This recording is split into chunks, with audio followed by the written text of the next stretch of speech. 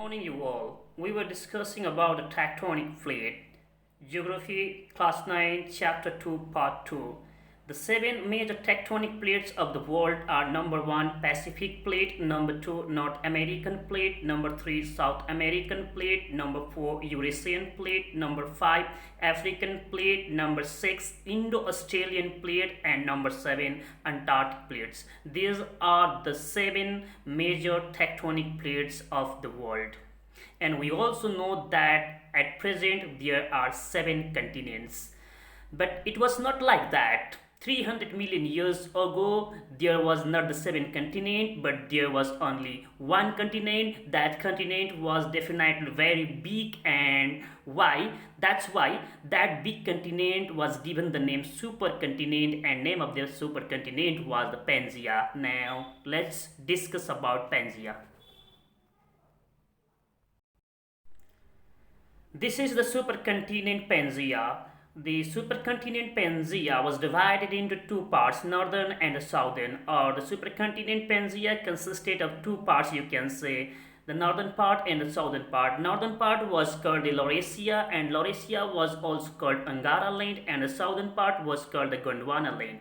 The Laurasia consisted of present continent North America and Eurasia. Eurasia means Europe and Asia, and the southern part, that means the Gondwana land, consisted of the present continent South America, Africa, Antarctica, Australia, and even the peninsular part of India.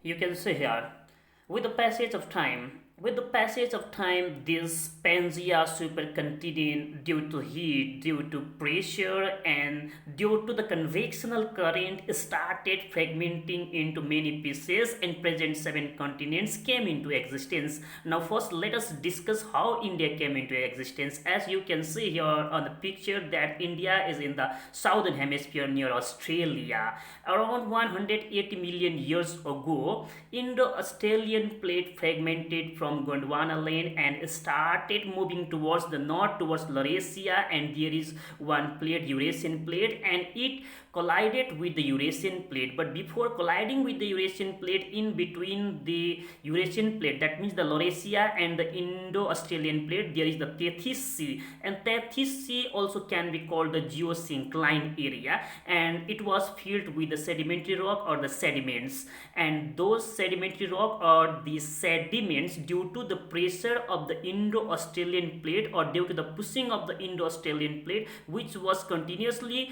moving towards the north, that geosyncline part of the Tethys Sea or the sediments of the Tethys Sea rose up and formed the present Himalayas mountain areas. That means you can see here. Let me show you. Okay. Suppose this part, these fingers, are the part of Eurasian plate or the Eurasian plate, suppose, and this one, this finger or this hand is the Indo-Australian plate. Now Indo-Australian plate started moving towards the north.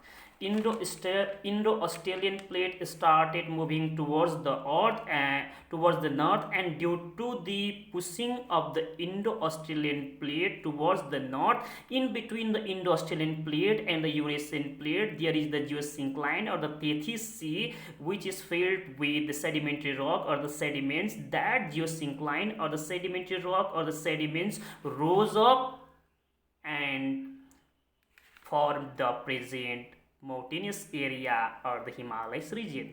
And similarly, how the northern plain of India was formed, let me tell you. Okay, Indo-Australian plate was continuously moving towards the north. Okay, now the Indo-Australian plate, basically the northern part of the peninsular plateau, this portion sank down or subsided, and here the basin was formed. And that basin was filled with the river water or the alluvial soil or the sediments carried by the river from the northern mountainous region, and slowly this basin was filled with the sediments or the alluvial soil, and it took the plain form, and the present plain or the northern plain of India came into existence. That means from here you might have understood that the northern plain of India and the mountainous region of the Himalayas area were formed later on, and the peninsular India, it was the oldest landmass of India. That means it was the part of Gondwana land. That means peninsular plateau, it was in the southern hemisphere. Okay, here you can see India, it was in the southern hemisphere 71 million years ago. India image you can see over there. India started moving towards the north slowly. 55 million years ago, you can see the image of India.